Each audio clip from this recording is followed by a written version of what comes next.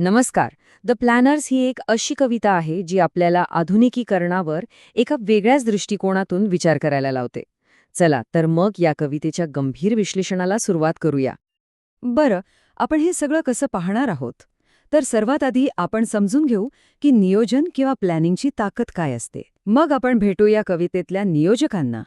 त्यानंतर पाहू की ते कशाप्रकारे विध्वंस घडवून आणतात, या प्रगतीसाठी कोणती किंमत मोजावी लागते, आणि शेवटी आपल्या भूतकाळाच्या भविष्याबद्दल एक महत्त्वाचा प्रश्न आपल्यासमोर उभा राहील. चला, तर सगळ्यात आधी एका मूलभूत गोष्टीबद्दल बोलूया. कोणतीही गोष्ट करताना एक चांगली योजना असणं हे आपल्याला इतकं महत्वाचं का वाटतं? खरं पाहिलं तर नियोजन ही एक चांगलीच गोष्ट वाटते, हो ना? विशेषतः जेव्हा आपण शहरांबद्दल बोलतो तेव्हा तर प्लॅनिंगशिवाय काहीच शक्य नाही असं वाटतं. म्हणजे बघा, प्लॅनिंगमुळे काय होतं, शहरांचा विकास होतो, जागेचा योग्य वापर होतो, एक प्रकारची शिस्त आणि सुव्यवस्था येते, सगळं काही अगदी तर्कशुद्ध.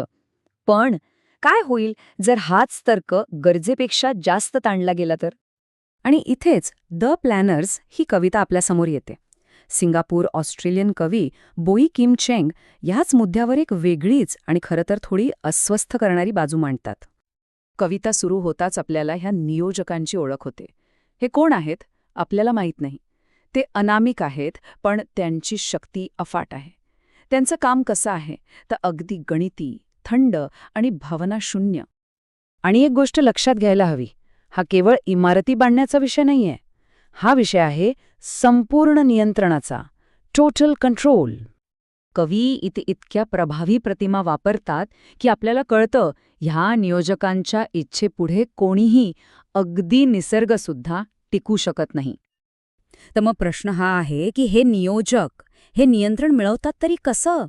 यासाठी कविता एक अतिशय जबरदस्त रूपक वापरते, जे ऐकून अक्षरशः अंगावर काटा येतो. कवितेतलं हे सगळ्यात महत्वाचं रूपक आहे. शहरी विकासाची तुलना थेट दंतचिकित्सेशी म्हणजे डेंटिस्ट्रीशी केली आहे. म्हणजे बघा, इथे विध्वंसाला काहीतरी गोंधळाचं किंवा वाईट मानलेलं नाहीये. उलट ती एक स्वच्छ, क्लिनिकल प्रक्रिया आहे. जणू काही शहर हे रुग्ण आहे आणि त्यावर उपचार सुरू आहेत. शहराचा इतिहास, तिथल्या आठवणी, तिथला मानवी स्पर्श, या सगळ्या गोष्टींना किडलेल्या दातांप्रमाणे पाहिलं जातंय.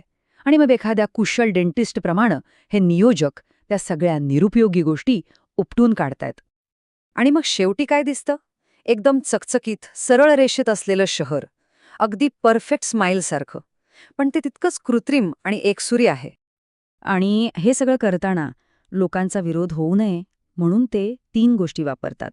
भूल देतात, जेणेकरून बदलाच्या वेदना जाणवणार नाहीत. स्मृतिभ्रंश घडवतात, म्हणजे जुनं काही आठवणारच नाही. आणि संमोहित करतात, जेणेकरून फक्त नवीन आणि चकचकीत गोष्टीच दिसतील. म्हणजे ही प्रक्रिया फक्त भूतकाळावर पांघरून घालत नाहीये, तर ती अक्षरशः भूतकाळाच्या छाताडातून आर पार जाते. गेल्या शतकाचे जे काही अवशेष आहेत त्यांना मुळापासून नष्ट करत आहे. आणि हे सगळं आपल्याला कवितेच्या मूळ गाभ्याकडे घेऊन येतो. या अथक, निर्जंतुक आणि तथाकथित परिपूर्णतेची मानवी किंमत काय आहे? आपण काय गमावत आहोत?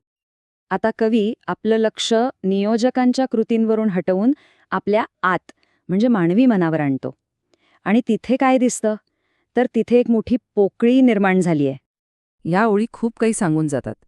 याचा सरळ अर्थ असा आहे की ज्या जगात सगळ्या अव्यवस्थितपणा, सगळ्या आठवणी पुसून टाकल्या आहेत, तिथे कवीच्या मनातली सर्जनशीलता, त्याच्या भावना सगळंच आटून गेलं आहे. हृदय अक्षरशः बधीर झालंय.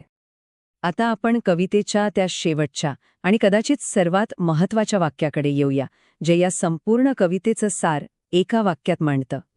नीट लक्ष दिलं तर इथे एक शब्द गायब आहे, तो म्हणजे वर्तमान. नियोजकांनी वर्तमानावरच कब्जा केलाय आणि ते भूतकाळालाच बदलून त्यांच्या डिझाईननुसार एक नवीन भविष्य घडवत आहेत. आणि हाच तो प्रश्न आहे जो ही कविता आपल्यासमोर सोडून जाते. जर आपला वर्तमानच सतत पुसला जात असेल तर आपलं भविष्य नक्की कोणत्या पायावर उभं आहे? हा प्रश्न आहे आपल्या आठवणींचा, आपल्या ओळखीचा आणि आपल्या पायाखालच्या जमिनीचा.